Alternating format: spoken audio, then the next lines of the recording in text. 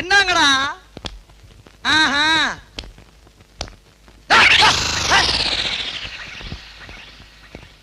ஏலே, என்ன கிண்டலா? புளிய இடறாதீங்க. நாங்கெல்லாம் தேக்குடா.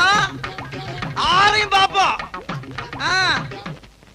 பழைய வெள்ளையத்தேவா பாஞ்சாலம் குறிச்சியில் வெள்ளையனா மெச்சினேன் வீராங்கனா மெச்சினேன்.